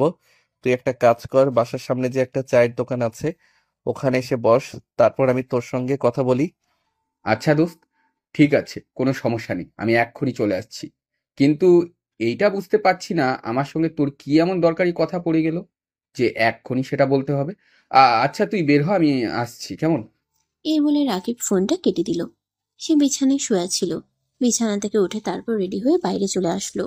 সে চায়ের দোকানে এসে দেখতে পেল রাজ সেখানে বসে অপেক্ষা করছে। সে রাজের পাশে গিয়ে বসলো আর তারপর বলল, হ্যাঁ, আচ্ছা দোস্ত, এবার তো বল কি হয়েছে আসল ব্যাপারটা। আর তুই আমাকে এত তাড়াতাড়ি ডাকলি কেন? আসলে দোস্ত, তোর ব্যাপারে একটা কথা বলতে চাই। জানি না আমার কথাটা বলা ঠিক হবে কিনা, তবুও বলতেই হচ্ছে। আরে বেটা, তুই এরকম করছিস কেন? কি বলবি না বলবি আমাকে বল। আমি তোর বন্ধু, আমাকে একটা কথা বলতে এত ভাবার বা ইতস্তত হওয়ার তো কিছুই নেই। দোস্ত, তুই কি কাউকে ভালোবাসিস? আই মিন, কারোর সঙ্গে প্রেম টেম করছিস নাকি? না রে দোস্ত, প্রেম ট্রেম করার মতন সৌভাগ্য এখন আমার হয়ে ওঠেনি। তবে একজনকে আমি ভালোবাসতাম, কিন্তু দুর্ভাগ্যবশত এখনো তাকে আমি আমার মনের কথাটা বলতে পারিনি রে। তুই যদি কিছু মনে না করিস তাহলে কি আমি জানতে পারি কে সেই মেয়ে? দোস্ত, সে আর কেউ নয়, তোর ছাত্রী তিশা। তিশাকে আমি অনেকদিন ধরেই পছন্দ করি, কিন্তু দুর্ভাগ্যবশত তাকে আমি আমার মনের কথাটা বলে উঠতে পারছি না। তুই তো টিউশনি করিস, তাই তুই আমার খুব ভালো বন্ধু। তাছাড়াও আমি তোকে কথাটা বুঝিয়ে বলতেও পারছি না। আর আসলে আমি চাই না তিশার বাবা অপরিচিত একটা ছেলেকে তিশার সামনে এনে দিক, যে ছেলেটা আমার তিশাকে আমার কাছ থেকে ছিনিয়ে নিতে পারে। তাছাড়াও তোরও একটা কিছু করার খুব প্রয়োজন ছিল, তাই তো আমি তোকে এই ব্যাপারে বললাম, কারণ তুই আমার বন্ধু। আর যাই করিস না কেন, তুই আমার সঙ্গে বিশ্বাসঘাতকতা করবি না, তাই না? কিন্তু তিশা তো আমাকে ভালোবাসে, সে তো বলেছে আমাকে বিয়ে করবে। এখন তুই কি করবি? হতেই পারে না, তুই কোনোদিনই এটা করবি না, কারণ তুই আমার বন্ধু। তুই কোনোদিনই তোর বন্ধুর সঙ্গে বিশ্বাসঘাতকতা করবি না। তিশারও যদি তোকে ভালোবাসে, তিশাও যদি তোকে ভালোবাসে, তবুও তুই তিশাকে আমার কাছ থেকেই এনেই দিবি। কিন্তু আমি কখনোই এরকমটা করব না, কারণ তিশার বাবার বিশাল সম্পত্তি, যার একমাত্র উত্তরাধিকারী তিশা। তাই তিশা যখন আমাকে ভালোবেসে বলেছে আমি তিশাকেই বিয়ে করব, আমি কোনো রিস্ক নিতে চাই না। আমি তিশার বাবার সঙ্গে আজকেই কথা বলবো আমাদের বিয়ের ব্যাপারে। দোস্ত প্লিজ, তুই এটা করিস না। তিশাকে আমি অনেক বেশি ভালোবাসি, তিশাকে হারিয়ে আমি বেঁচে থাকতে পারবো না। তুই আমার বন্ধু, তুই আমার সঙ্গে এরকম করতে পারিস না। প্লিজ দোস্ত, তিশাকে তুই আমার কাছে ফিরিয়ে দে। দিব না আমি, কারণ তিশা আমাকে ভালোবাসে আর আমিও তিশাকে ভালোবাসি। আর তোকে ওই যে বলেছিলাম না, পুরনো প্রেম, ওইসব কিছুই না। যাকে আমি ছেড়ে থাকি তার পিছনে কেন আমি পড়ে থাকবো? তিশা আমাকে ভালোবাসে আর আমিও তিশাকে ভালোবাসি। তাই আমরা আজকে তিশার বাবার সঙ্গে কথা বলবো আর আমাদের বিয়ের ব্যাপারে এগোবো। প্লিজ দোস্ত, এইটাতে না করিস না প্লিজ। আমার প্রথম আর শেষ ভালোবাসা, তাকে ছাড়া আমি বাঁচতে পারবো না। তুই আমার কাছ থেকে আমার বেঁচে থাকার ইচ্ছাটাকে কেড়ে নিস না দোস্ত। আমি তো দুই পায়ে ধরি বন্ধু, বন্ধু হিসাবে এইটুকু কর আমার জন্য। তুই তো আমাকে বলেছিস তুই রিয়া নামে কাউকে ভালোবাসিস, তাহলে কেন তুই এই মেয়েটাকে ঠকাবি? কারণ শুধু একটাই, তিশার বাবার অঢেল সম্পত্তি আর তিশা দেখতে যথেষ্ট সুন্দরী। তাই আমি তিশাকে বিয়ে করব। প্লিজ তুই আমাদের দুজনের মাঝখানে আসিস না। রাজ, তুই আমার বন্ধু হয়ে তুই এটা করতে পারলি? তুই আমার ভালোবাসার মানুষটাকে এভাবে আমার কাছ থেকে কেড়ে নিবি, এটা আমি কোনোদিনও কল্পনা করিনি রে। ঠিক আছে দোস্ত, ভালো থাকিস। আমি আর কোনোদিনও তোদের সামনে আসবো না, দাঁড়াবো না। আজ আমি আমার নিজের জীবনটাকেই দিয়ে দেব, কারণ আমি একজনকে ভালোবেসেছিলাম। সেই মানুষটাকে আমার বন্ধু আমার কাছ থেকে ছিনিয়ে নিল। এরপর আমার বেঁচে থাকার আর কোনো ইচ্ছেই নেই রে। যদি কোনো ভুল করে থাকি তাহলে আমাকে ক্ষমা করে দিস, কিন্তু তুই ভালোবাসাবিহীন আমি বেঁচে থাকতে পারবো না। এই কথা বলে রাকিব সেখান থেকে উঠে যায় এবং পাশ দিয়ে চলে যাওয়া চলন্ত ট্রাকের নিচে ঝাঁপ দিতে চায়, আর তখনই রাজ তাকে ধরে ফেলে। আরে ভাই, তুই এটা কি করছিস? ভালোবাসার জন্য মানুষ জীবন দিয়ে দেয় নাকি? আরে হ্যাঁ, আমি আমার জীবন দিয়ে দিব, কারণ আমি আমার যে জীবনে আমার ভালোবাসার মানুষটাকে আমার করে পাবো না, সেই জীবন রেখে আমার কোনো লাভ নেই রে। তুই ছেড়ে দে আমাকে। তুই তো বলেছিস তুই তিশাকে বিয়ে করবি, তাহলে আমি বেঁচে থেকে কি করব বল? তোদের মট্টনাঞ্চ দেখবো নাকি? হ্যাঁ, তোর বোকা, তুই আমার বন্ধু, তুই আমার এত বড় একটা উপকার করলি, আর আমি তোর সঙ্গে বিশ্বাসঘাতকতা করব, এটা তুই ভাবলি কি করে? আসলে তিশাও তোকে ভালোবাসে, সে এটাই আমাকে বলেছিল। তাই আমি তোকে একটু পরীক্ষা করে দেখে নিলাম তুই তিশাকে কতটা ভালোবাসিস। হাজার হোক, সে আমার ছাত্রী। তুই সত্যি বলছিস তো তিশা আমাকে ভালোবাসে? দোস্ত, তুই প্লিজ সত্যি কথা বল। তিশার থেকে এ কথা বলছে, তিশা তোকে এ কথা বলছে কি না? আমি আর অন্য কিছু বলতে পারছি না, প্লিজ দোস্ত তুই আমাকে সত্যি কথাটা বল না। হ্যাঁ রে ভাই, হ্যাঁ, আমাকে বলেছে সে তোকে ভালোবাসে। আমি যেন তোকে এই ব্যাপারে বলি, তাই তো আমি তোর সঙ্গে কথা বলতে আসলাম। তবে সে আমার ছাত্রী, তাই একটু খোঁজ খবর নেওয়ার ব্যাপার ছিল, তাই তো আমি তোকে একটু যাচাই করে নিলাম। তো এবার তোর ছাত্রীর জামাই বানাবি তো আমাকে? হ্যাঁ, অবশ্যই, একবার নয় 100 বার তোকে আমার ছাত্রীর জামাই না বানিয়ে কোনো উপায় আছে নাকি? তুই যদি মরে যাস তাহলে ড্রাইভার নেবে, তার চাইতে বরং ভালো হয় এটা যে আমি আমার ছাত্রীর সঙ্গে তোর প্রেমের সম্পর্কটাকে ঠিক করে দেই। দোস্ত, তুই সত্যি বলছিস তো তিশার সঙ্গে আমার সম্পর্কটা তুই ঠিক করে দিবি? আসলে দোস্ত আমি একটু লাজুক প্রকৃতির, আমি কখনো আমার মনের কথাটা কাউকে সেভাবে বলে উঠতেই পারি না। তাই তো তিশাকে আমি আমার মনের কথাটা বোঝাতেই পারছিলাম না। কিন্তু দোস্ত, তুই সত্যি আমাকে অনেক বড় একটা উপকার করেছিস রে। তোর উপকারের কথা আমি কোনদিনই ভুলবো না। এই বলে রাকিব রাজকে জড়িয়ে ধরে কাঁদতে থাকে। তখন রাজ রাকিবকে বলে, আরে বোকা ছেলে, তুই এভাবে কান্না করছিস কেন? তুই আমার বন্ধু, তোর জন্য এইটুকু করা আমার কর্তব্য। তাছাড়া তুই আমার অনেক উপকার করেছিস, তোর জন্য এইটুকু করতে যদি না পারি তাহলে তো নিজেকে স্বার্থপর মনে হবে। এই নে, এটা তিশার নাম্বার, তিশা আমাকে দিয়েছে, বলেছে তোকে দিতে। ঠিক আছে দোস্ত, thank you so much. You are so great. তুই অনেক ভালো থাকিস রে জীবনে। অতঃপর দুজনে বেশ কিছুক্ষণ চায়ের দোকানে বসে আড্ডা আর গল্পগুজব করে। তারপর যে যার যার বাসায় চলে গেল। পরদিন বিকালবেলা রাজ যখন তিশাকে পড়াতে আসলো, তখনই তিশা রাজকে বলল, স্যার, আপনি তো আমাকেও ওর ব্যাপারে কিচ্ছু বললেন না। আপনি যে আমাকে বলেছিলেন আপনি রাকিবের সঙ্গে কথা বলে আমাকে জানাবেন। হ্যাঁ, আসলে তোমাকে কি করে বলবো সেটাই ভেবে পাচ্ছিলাম না। আসলে রাকিব তো আমাকে বলো সে তোমাকে নয়, তোমার বান্ধবী প্রিয়াকে পছন্দ করে। স্যার, আমি কনফার্ম আপনি মিথ্যা কথা বলছেন। এটা কখনোই হতে পারে না। রাকিব আমাকেই পছন্দ করে আর আমাকেই ভালোবাসে। ডাহা মিথ্যা কথা বলছেন। আরে বাবা, আমি কেন মিথ্যা কথা বলতে যাব? আর আমার মিথ্যা কথা বলে লাভটাই বা কি? আমি যা সত্য তাই বলছি। রাকিব তোমাকে পছন্দ করে না, তোমার বান্ধবীর প্রিয়াকে পছন্দ করে। তাই প্রতিদিন কলেজ ছুটির পর এদিকে আসতে তোমার বান্ধবী প্রিয়াকে দেখতে। আপনি যদি গলায় ছুরি ধরে ওইটা বলেন, তারপরও আমি এটা বিশ্বাস করব না। কারণ রাকিব আমাকেই পছন্দ করে, আমার বান্ধবী প্রিয়াকে নয়। সে আমাকে ভালোবাসে। আর কে আমাকে ভালোবাসে না এটা বোঝার মতো যথেষ্ট বয়স আর বুদ্ধি আমার হয়েছে।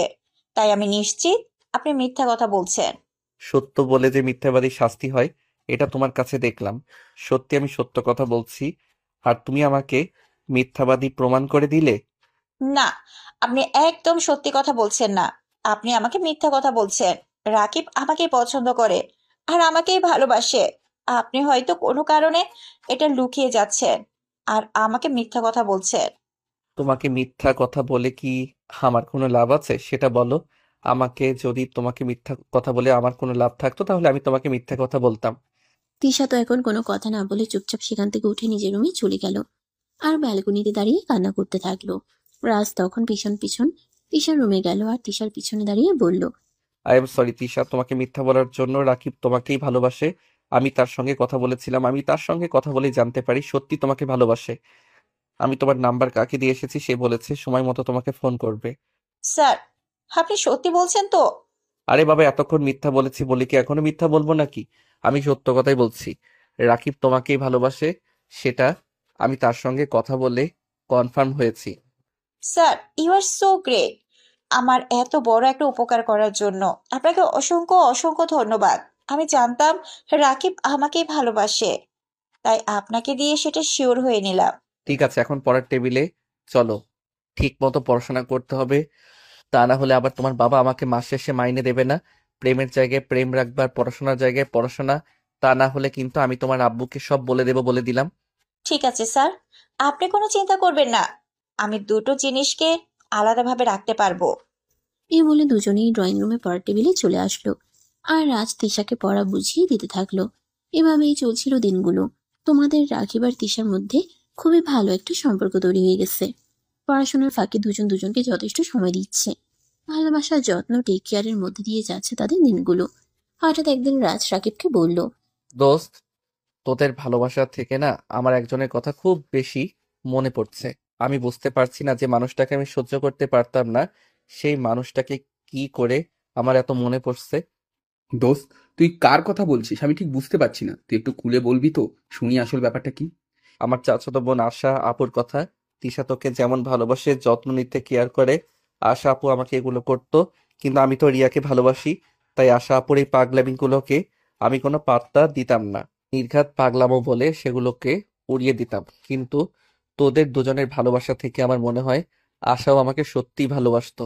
কিন্তু সে তো তোর চাইতে সিনিয়র। তাছাড়া তুই একটা মেয়ের সঙ্গে রিলেশন করছিস, সেই মেয়েটাকে বিয়ে করবি, স্বপ্ন দেখিয়েছিস। এখন কি তাকে ছেড়ে অন্য কাউকে বিয়ে করাটা তো ঠিক হবে? আমি জানি না, কোনো কিছুই জানি না। আমি কিছুই বুঝতে পারছি না কেন এরকম হচ্ছে আমার সঙ্গে। আমি তো রিয়াকে ভালোবাসি, তাহলে কেন ইদানিং আমার বারবার আশা আপুর কথা মনে পড়ছে? কেন সব সময় সে আমার চারপাশে ঘুরে বেড়াচ্ছে? মনে হয় সে আমার পাশেই আছে আর আমার যত্ন নিচ্ছে। তাহলে আমার মনে হয় তুই রিয়াকে নয়, আশা আপুকে ভালোবাসিস। কারণ আমাদের চোখের সামনে সেই মানুষটাই ঘুরু ঘুরু করে, যেই মানুষটা আমরা ভালোবাসি। আমাদের চোখের সামনে সব সময় ওই মানুষটার ছায়ায় বেঁচে থাকে, যে মানুষটা আমাদের হৃদয়ে রয়েছে। দোস্ত, বাদ দে সব কথা। যে কারণে আমি বাড়ি ছেড়ে চলে এসেছি সেই কারণটা কি আর আমি মনে করতে চাই না। আমি আমার জীবনটাকে নতুন করে শুরু করতে চাই। প্রয়োজন হলে আমি রিয়াকেও আমার জীবনে রাখবো না, একা একা বেঁচে থাকবো। কিন্তু ওসব কিছু আর মনে করতে চাই না আমি। কিন্তু দোস্ত, বিশ্বাস কর, জীবনে একা একা বেঁচে থাকা যায় না। জীবনে বেঁচে থাকতে হলে আমাদের পাশে একটা মানুষের প্রয়োজন, সেটা একটা ভালোবাসার মানুষ। আর সেই মানুষটাকে আমরা সব সময় ফিল করতে পারি। দোস্ত, প্লিজ, আমি তোকে রিকোয়েস্ট করে বলছি, আমি এগুলো আর মনে করতে চাই না। আমি আমার অতীতের সবকিছু ভুলে থাকতে চাই। নতুন করে আমার জীবনটাকে সুন্দর করে সাজিয়ে তুলতে চাই। না হয় সে জীবনে আমি একা থাকলাম। ঠিক আছে দোস্ত, আমি এ ব্যাপারে তোকে কিছুই বলবো না। তোর যেটা ভালো মনে হয় তুই সেটাই কর। কারণ আমাদের উচিত আশেপাশে কি হচ্ছে সেদিকে নজর না দিয়ে নিজের মনের ইচ্ছেকে গুরুত্ব দেওয়া, নিজের মনের ইচ্ছেগুলোকে বাস্তবে রূপ দেওয়া। তাহলেই আমরা ভালো থাকতে পারবো, পূরণ হবে আমাদের মনের ইচ্ছেগুলো। এবারে দুজন দুজনের কাছ থেকে বিদায় নিয়ে চলে গেল। এরপর দেখতে দেখতে আরো 3টা বছর কেটে গেল। ইতিমধ্যে রাকিব আর তিশা বিয়ে করে ফেলেছে। রাজ আর রাকিব দুজনেই অনার্স কমপ্লিট করেছে। দুজনেই একটা কোম্পানিতে চাকরি নিয়েছে। তিশার অবস্থাও মোটামুটি ভালোই। তিশা 3 মাসের প্রেগনেন্ট। আজ তিশাকে ডক্টরের কাছে নিয়ে যাওয়ার কথা ছিল, কিন্তু রাকিব কোনো একটা কাজে অফিসে আটকে গেছে। তাই রাকিব রাজকে ফোন দিল। একটা প্রবলেম হয়ে গেছে রে। আজ তিশাকে নিয়ে ডাক্তারের কাছে যাওয়ার কথা ছিল। সে তো তুই খুব ভালো করেই জানিস, কিন্তু আমি তো অফিসের কাজে আটকে গেছি, এখন বেরোতেও পারবো না। তাছাড়া তুই তো খুব ভালো করেই জানিস আমাদের অফিসে বসের ক্যারেক্টার সম্পর্কে। এখন যদি আমি অফিস থেকে চলে যাই তাহলে হয়তো আমার চাকরিটাও চলে যেতে পারে। আরে বাবা, এত কাহিনী না করে মূল ঘটনাটা কি সেটা বলো শুনি। আসলে আমি তো আজ তিশাকে ডাক্তারের কাছে নিয়ে যেতে পারবো না। আর আজকে যদি ডাক্তারের কাছে নিয়ে না যাই তাহলে তিশা রাগ করবে। তুই একটু তিশাকে নিয়ে ডাক্তারের কাছে যেতে পারবি ভাই? একটা সরাসরি বললেই হতো, এত ঘুরিয়ে পেঁচিয়ে বলার কি আছে? তুই আমার বন্ধু, আর তোর জন্য এইটুকু করতে পারবো না? তাছাড়া তিশা আমার ছাত্রী, তবে তিশাকে আমি সবসময় নিজের ছোট বোনের মতো দেখি। আমার ছোট বোন নেই, তিশাকে আমি যথেষ্ট স্নেহ করি, সেটা তো তুই খুব ভালো করে জানিস। তাহলে এই কথাটা বলার জন্য এতটা সময় তোর কেন নিতে হবে? আই এম সরি দোস্ত। আচ্ছা, তাহলে তুই এক কাজ কর, তুই বাসায় চলে যা আর তিশাকে দিয়ে ডক্টরের কাছে গিয়ে ডাক্তারকে দেখিয়ে আয়, কেমন? আচ্ছা, ঠিক আছে, তুই থাক তোর অফিসের কাজ নিয়ে, আমি তিশাকে নিয়ে ডক্টরের কাছে। এ বলে রাজ ফোনটা কেটে দিল। তারপর সে একটা রিক্সা নিয়ে তিশার বাসায় চলে গেল। হ্যালো তিশা, কি করছিলে তুমি? আরে রাজ ভাইয়া, আমি তো রাকিবের জন্য অপেক্ষা করছিলাম। সে তো আমাকে বলল আজ অফিস থেকে এসে আমাকে নিয়ে ডাক্তারের কাছে যাবে। আসলে তিশা, রাকিবের অফিসে একটা প্রবলেম হয়েছে, সে আসতে পারবে না। তুমি আমার সঙ্গে চলো, আমি তোমাকে ডক্টরের কাছে নিয়ে যাই। ঠিক আছে, তাহলে আপনি একটু বসুন, আমি আপনার জন্য একটু নাস্তার ব্যবস্থা করি। আপনি আমার বাসায় এসেছেন, খালি মুখে চলে যাবেন? এটা তো আমার ভালো লাগবে না। আরে এগুলোর কোনো দরকার নেই। আমরা ডাক্তার দেখিয়ে ফেরার সময় কোনো একটা কফি শপ থেকে দুজনে কফি খেয়ে নিব। তোমার শরীরটা এমনি ভালো নেই, এখন আমার জন্য কষ্ট করে নাস্তা বানাতে হবে না। কিন্তু রাজ ভাইয়া, এভাবে আমার বাসায় এসে খালি মুখে চলে গেলে এটা কি আমার ভালো লাগবে? আরে তোমাকে বললাম, নাটক করে দেখিয়ে ফিরে আসার সময় আমরা কোনো একটা কফি শপ থেকে দুজনে কফি খেয়ে নেব, তাহলে তো হয়ে যাবে। এখন চলো তো তাড়াতাড়ি, তা না হলে আবার লেট হয়ে যাবে। অতঃপর তিশা আর কোনো কথা না বলে রাজের সঙ্গে রেডি হয়ে বাসা থেকে বেরিয়ে গেল। রাজ তিশাকে নিয়ে ডক্টরের চেম্বারে চলে গেল। সেখানে বেশ কিছু টেস্ট করাতে হলো। টেস্টের রিপোর্ট ভালোই আসলো। তারপর ডাক্তার দেখিয়ে দুজনে বাসার উদ্দেশ্যে রওনা দিল। তখনই হঠাৎ তিশা বলে উঠল, কি ব্যাপার? তুমি না আমাকে বলেছিলে তুমি আমাকে কফি খাওয়াবে, তাহলে তুমি আমাকে নিয়ে চলে যাচ্ছ কেন? উফ আল্লাহ, আমি তো ভুলেই গিয়েছিলাম। যাই হোক চলো, সামনে একটা কফি শপ আছে, ওখানে খুব ভালো কফি বানায়। আমি আর রাকিব মাঝে মধ্যে ওখানে কফি খেতে আসতাম। আজ তোমাকে নিয়ে যাই। এই বলে রাজ তিশাকে নিয়ে সামনে কফি শপে চলে গেল। সেখানে কফিকে রাত ৮টার মধ্যে বাসায় চলে আসলো। তারপর রাজ তিশাকে তিশার বাসায় পৌঁছে দিয়ে নিজের বাসায় চলে গেল। আরে ভিউয়ার্স, আপনাদের তো বলাই হলো না, আর রাজ চাকরি পাওয়ার পর নিজের ছোট একটা ফ্ল্যাট বাসা ভাড়া নিয়েছে। ওখানে এসে থাকে। রান্না বান্না করার জন্য ছোট একটা কাজের লোক রেখেছে।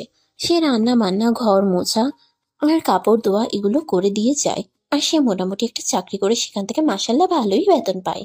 নিজের খরচ চালানোর পরও সে এখন কিছু সেভিংসও করতে পারছে। এভাবেই চলছিল তার দিনগুলো।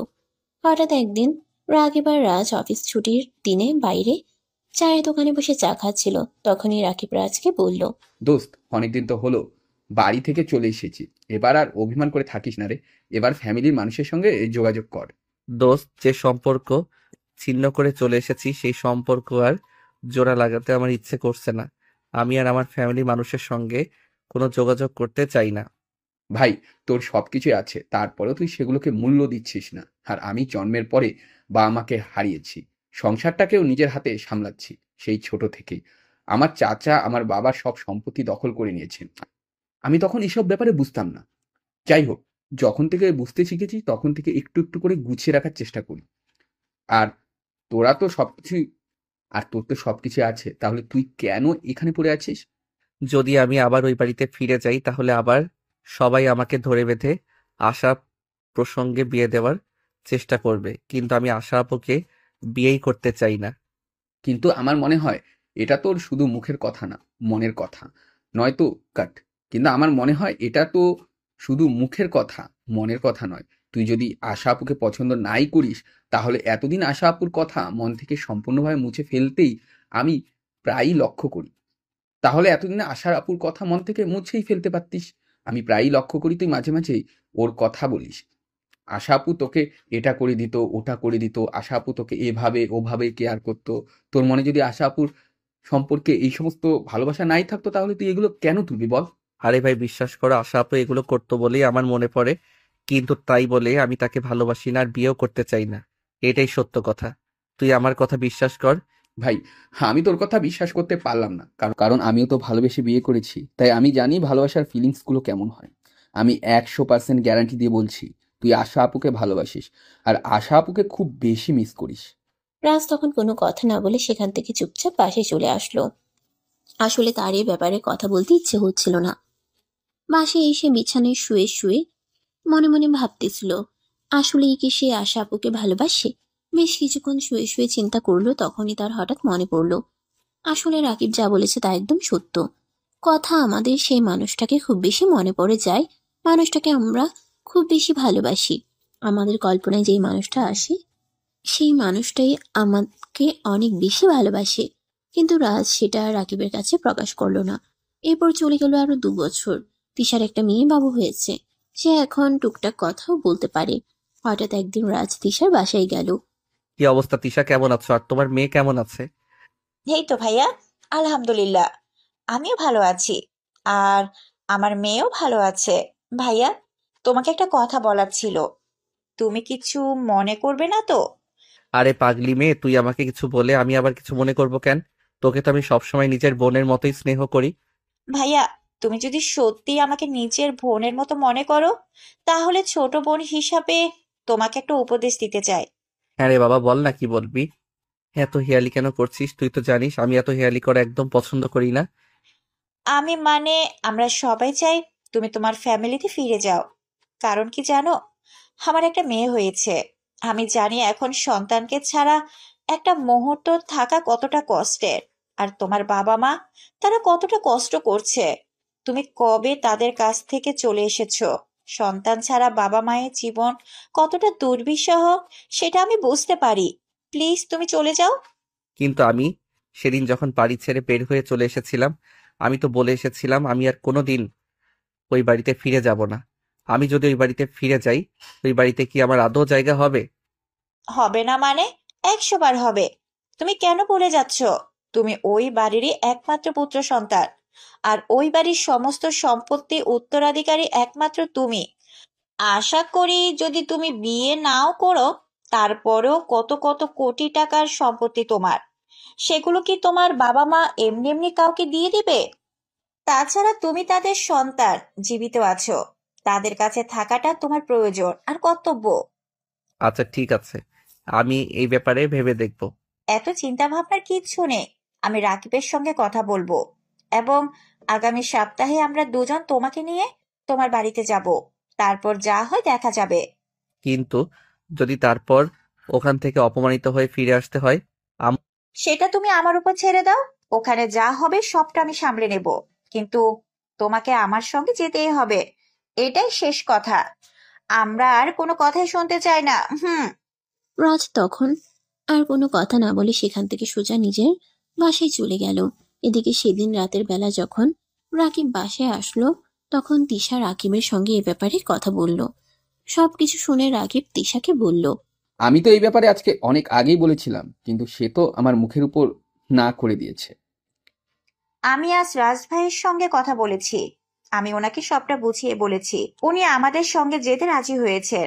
চলো আগামী সপ্তাহে অফিস থেকে 1 সপ্তাহের ছুটি নিয়ে আমরা রাজ ভাইয়াকে ওনার বাড়িতে নিয়ে যাই। তারপর দুজনে মিলে ওনার বাবা মাকে সবটা বুঝিয়ে বলি, আর ওনাকে ওখানে দিয়ে আসি। ঠিক আছে, তুমি যখন বলছো তাহলে চলে যাওয়া যাক। তবে আমার মনে হয় রাজ আশা আপুকেই ভালোবাসে। কারণ কি যেন আমি সবসময় তার মুখ থেকে কারণ কি জানো আমি সবসময় তার মুখ থেকে আশা আপুর কথাই শুনি। কোনোদিনও আমি এটা শুনিনি যে সে একবারও বলেছে তার প্রেমিকা ওই ছিল, তার প্রেমিকা সেই ছিল। বারবার তাকে বলতে শুনেছি তার আশা আপু তার জন্য এইটা করতো, ওইটা করতো, এই করতো, এই করতো, এইসব। হ্যাঁ, সেজন্য তো আমরা দুজনে রাজ ভাইয়াকে তাদের বাড়িতে নিয়ে যাই।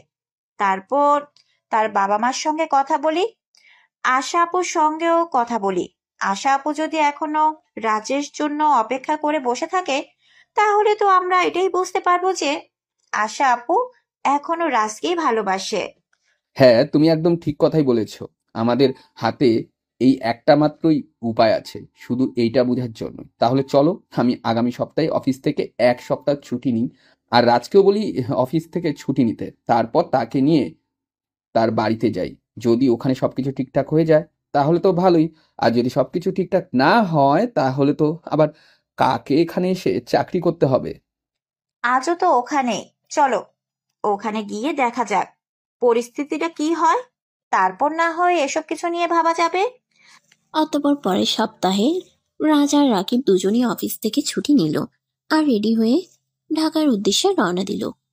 তারা যখন রাজের বাসায় এসে পৌঁছালো, তখন আনুমানিক বিকেল 3টার মতো হবে বাজে। সবাই ড্রয়িং রুমে বসে গল্প করছিল। তখনই রাকিব বাড়ির কলিং বেলে চাপ দিল। কিছুক্ষণ পর রাজের আম্মু এসে দরজা খুলে দিল। রাজ তখন পেছনে দাঁড়িয়েছিল। অতঃপর পরের সপ্তাহের রাজ আর রাকিব দুজনই অফিস থেকে ছুটি নিল আর রেডি হয়ে ঢাকার উদ্দেশ্যে রওনা দিল। তারা যখন রাজের বাসায় এসে পৌঁছালো, তখন আনুমানিক বিকেল 3টার মতো হবে বাজে। সবাই ড্রয়িং রুমে বসে গল্প করছিল। তখনই রাকিব বাড়ির কলিং বেলে চাপ দিল। কিছুক্ষণ পর রাজের আম্মু এসে দরজা খুলে দিল। রাজ তখন পেছনে দাঁড়িয়েছিল। রাজের আম্মু রাকিবকে দেখে জিজ্ঞাসা করলো, কি ব্যাপার বাবা, তুমি কে? তোমাদের তো কি ব্যাপার, তুমি কে? তোমাকে তো চিনতে পারলাম না। এখানে কি কোনো দরকারে এসেছো? হ্যাঁ, আপনার ছেলেকে নিয়ে এসেছি। কি বলো তুমি? আমার ছেলে তো অনেকদিন আগে আমাদের সঙ্গে মনোমালিন্যতা করে কোথায় চলে গেছে, তার কোনো খোঁজ নেই। তাহলে এখন তুমি কোথা থেকে আমার ছেলেকে নিয়ে এসেছো? আম্মু, এই যে আমি। এই বলে রাজ তার আম্মুকে জড়িয়ে ধরলো। তার আম্মুও তাকে জড়িয়ে ধরে কান্না করতে লাগলো আর বলতে লাগলো, বাবা, এভাবে তুই আমাদেরকে রেখে চলে যেতে পারলি? তুই আমাদের একমাত্র সন্তান, সেটা তুই খুব ভালো করেই জানিস। তুই চলে যাওয়ার পর আমরা তোকে ছাড়া শহর খুঁজেছি, কিন্তু কোথাও খুঁজে পাইনি। জানিস আমাদের কতটা কষ্ট হয়েছে। আমাকে ক্ষমা করে দাও, আর কখনো এরকম করব না। তোমরা আমাকে যা বলবে আমি তাই করব। আমি তোমাদের সব কথা মেনে চলবো, আর কখনোই তোমাদের কথার অবাধ্য হব না। প্লিজ এবারের মতো আমাকে ক্ষমা করে দাও। তুই আমাদের সন্তান, তুই যদি হাজারটা ভুল করিস তারপরেও আমরা তোর সেই ভুলগুলো ক্ষমা করে দিব। কিন্তু বাবা, প্লিজ তুই আর আমাদের এভাবে ফেলে রেখে চলে যাস না। আমাদের এখন বয়স হয়েছে, আমাদের এখন হাসি খুশি ভাবে জীবনটাকে বার করা প্রয়োজন। আর সেখানে তুই কিনা আমাদেরকে এভাবে কষ্ট দিতে চাস? বললাম তো আম্মু, আর কখনো এরকম করব না। প্লিজ আমাকে শেষবারের মতো ক্ষমা করে দাও। রাজের আম্মু তখন রাজকে নিয়ে বাড়ির ভিতরে গেল। সবাই রাজকে এতদিন পর দেখতে পেয়ে অনেক খুশি। সবাই কান্না করছে, কেউ কিছু বলতেই পারছে না। এতদিন পর বাড়ির ছেলে বাড়িতে ফিরে এসেছে বলে কথা সবাইকে খুশি না হয়ে থাকতে পারে নাকি? আর তখনই হঠাৎ আশা আপু নিজের রুম থেকে এতগুলো মানুষের কথাবার্তার আওয়াজ শুনে নিচে চলে আসলো। সিঁড়ি দিয়ে নামছিল, আর তখনই রাজকে দেখতে পেয়ে এসে চিৎকার দিয়ে উঠল, রাজ, এতদিন তুই কোথায় ছিলি জানিস? আমি তোর জন্য কত মানত করেছিলাম, কত রাত কান্না করতে করতে পার করেছি।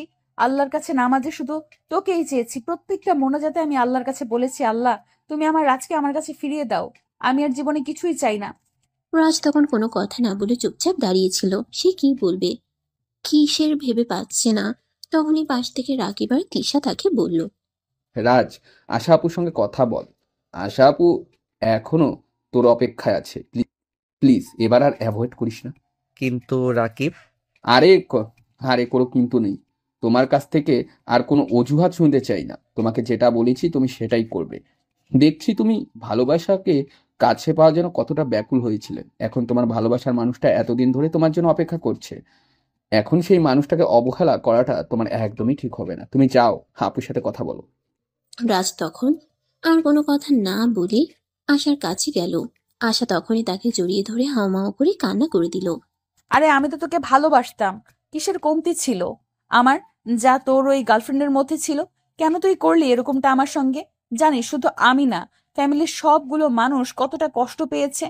একটা বার তোর সঙ্গে যোগাযোগ করতে সবাই কত চেষ্টা করেছে, কিন্তু তুই এতটা পাষাণ কি করে হতে পারলি? কি করে আমাদের সবাইকে এতটা কষ্ট দিতে পারলি? I am sorry. সবাই আমাকে ক্ষমা করে দাও, আর কখনো এরকম করব না। অতঃপর আস্তে আস্তে পরিবেশটা একটু শান্ত হয়ে আসলো, আর সবাই মিলে সেখানে বসে গল্প গুজব করতে থাকলো। সেদিন রাতের বেলায় রাজের আম্মু নিজের ছেলের জন্য নিজের হাতে অনেক পদখাবার রান্না করলেন, আর ছেলেকে নিজের হাতে খাইয়ে দিলেন। এরপর সবাই মিলে গল্প গুজব করে ঘুমাতে চলে গেল। পরদিন দুপুরবেলা সবাই আবার ড্রয়িং রুমে এসে তখন রাকিব আর তিশা আশা আর রাজের ব্যাপারে কথা তুলল। আঙ্কেল আন্টি, দেখুন, আপনাদের ফ্যামিলির পার্সোনাল ম্যাটারে আমার কথা বলাটা যদিও ঠিক হবে না, কিন্তু আমার মনে হয় কথা বলাটা উচিত। আরে বাবা, তুমি এভাবে কেন বলছো? আমাদের ছেলেকে আবার আমাদের জীবনে ফিরিয়ে দিয়েছো তুমি। আমাদের ফ্যামিলির আর একটা সন্তানের মতোই। বলো, কি বলবো তুমি? আসলে আপনারা বিশ্বাস করবেন কিনা আমি জানি না, কিন্তু যেটা সত্যি আমি সেটাই বলছি। রাত যখন আপনাদের কাছ থেকে চলে যায় তখন আমার কাছে যায়, আর তারপর থেকে তার সব কিছু আমি দেখাশোনা করি। সে আমার ভালো বন্ধু হয়ে ওঠে, আর তারপরেই তার কাছ থেকে আশা আপুর কথা জানতে পারি। তারপর প্রায় প্রতিদিনই তার কাছ থেকে আশা আপুর গল্প শুনতাম। আশা আপু সবসময় তার চিন্তা ভাবনা ছিল, সবসময় সে আশা আপুকে নিয়েই কথা বলতো। সে আমাদের কাছে বলতো আশা আপু কিভাবে তাকে ভালোবাসতে হয়, যত টেক কেয়ার করতে হয়, কিভাবে কি কি করতে হয়। কিন্তু সে একটা বারের জন্য আমাদের কাছে এটা বলেনি যে তার ভালোবাসার মানুষ মানে যে মেয়েটার জন্য সে এই বাড়ি ছেড়ে চলে গেছে, সে তাকে কতটা যত্ন করত, টেক কেয়ার করত। এই ব্যাপারগুলো তার কাছ থেকে কোনোদিনই আমি শুনতে পাইনি। সে তো আমাকে ভালোবাসে না বলে এই বাড়ি ছেড়ে চলে গেছিল, তাহলে কেন সে আমার কথা বলছো? এটা আমি বিশ্বাস করতে পারলাম না। হ্যাঁ আপু, আপনি একদম ঠিক কথাই বলেছেন। এটা প্রথমে আমরাও বিশ্বাস করতে পারতাম না, কিন্তু আপনি হয়তো জানেন বিগত 5 বছর সে আমাদের কাছে ছিল। 5 বছরে 5 বারও তার মুখে তার প্রেমিকার নাম শুনতে পারেনি। প্রতিদিন অন্তত 10 বার হলেও সে আপনার নাম নিত। তাতে কি প্রমাণিত হয় আপনি আমাদের বলেন? কিন্তু আমরা যখন তাকে আশাকে বিয়ে করতে বলেছিলাম তখনই সে তো আমাদের সঙ্গে ঝামেলা করে এখান থেকে চলে যায়। হ্যাঁ আন্টি, কারণ তখন তো তার আবেগ দিয়ে সবকিছু ভাবার মতন সময়টা ছিল। তখন তো আর সে বিবেক দিয়ে কোনো কিছু চিন্তা করতে পারেনি, তাই এরকমটা হয়েছিল। এখন তার বোঝার মতন বয়স হয়েছে, সবকিছুতে এসে বুঝতে পারে, তাই সবকিছুতে ফেসেই মানুষে বুঝতে পারে। তাই আন্টি, আমি আর তিশা সবকিছু চিন্তা ভাবনা করে তারপর আপনাদের কাছে নিয়ে এসেছি। এখন এটা আপনাদের ফ্যামিলিগত ব্যাপার, আপনারা কি করবেন ভেবে দেখুন। কিন্তু আমার মনে হয় রাজ আশা আপুকেই ভালোবাসে। অতঃপর সেখানে বেশ কিছুক্ষণ নীরবতা চলছিল। কে কি বলবে সেটাই ভেবে পাচ্ছিল না। তখনই মাঝখান থেকে রাজ বলে ওঠে, দেখো, আমি যেটা করেছি সেটা ভুল এবং অন্যায়, আমি সেটা মেনে নিচ্ছি। কিন্তু আমি আজ একটা সত্য কথা বলি, যদি কাউকে মিস করাটাকে ভালোবাসা বলে তাহলে আমি আশা আপুকে মিস করি। যদি কারো কথা বারবার মনে পড়াটাকে ভালোবাসা বলে তাহলে আমি আশা থেকে ভালোবাসি। এখন তোমরা ভেবে দেখো, আশা আপুর সঙ্গে আমাকে বিয়ে দেবে নাকি দেবে না? কথাটা শুনে সবার মনে আবারও সেই 5 বছর আগের হাসিটা ফিরে আসলো। আর সবাই খুশি মনেই বলল রাজ আর আশার বিয়ে দেবে। তারপর সেদিনই বাসায় কাজী রেখে আশা আর রাজের বিয়ের কাজ সম্পন্ন করা হলো। আজ রাকিব নিজের হাতে আশা আর রাজের জন্য বাসর ঘর সাজিয়েছে এবং তাকে সাহায্য করেছে। তার বউ তিশা। রাত তখন 11টা বাজে। রাজ, রাকিব, তিশা আর আশা চারজনেই একসঙ্গে রুমে বসে গল্প করছে। তখনই তিশা বলল, আরে রাকিব, আমরা আর কতক্ষণ বসে থাকবো? রাত 11টা বেজে গেছে। আর তাদের বাসর রাত জীবনের সবচেয়ে সুখময় একটা রাত। আমরা বসে বসে কেন তাদের সময়টা নষ্ট করছি? চলো আমরা অন্য রুমে গিয়ে ঘুমিয়ে পড়ি আর তাদেরকে তাদের ভালোবাসাটা উপভোগ করার সুযোগ করে দেই। আরে না, ঠিক আছে, আমার তো ভালোই লাগছিল। চলো না আরো কিছুক্ষণ গল্প করা যাক। না রে বন্ধু, জীবনে অনেক সময় আমাদেরকে না রে বন্ধু, জীবনের অনেক সময় আমাদেরকে দিয়েছিস। এবার তোর বউকে সময় দেওয়ার পালা। তুই তোর বউকে সময় দে। আমরা এখন আসি। তোদের জন্য অনেক শুভকামনা রইল রে। ভালো থাকিস, ভালোবাসার মানুষটাকে ভালোভাবে রেখে দিস। এই বলে রাকিব আর তিশা দুজনেই রুম থেকে বের হয়ে চলে আসলো।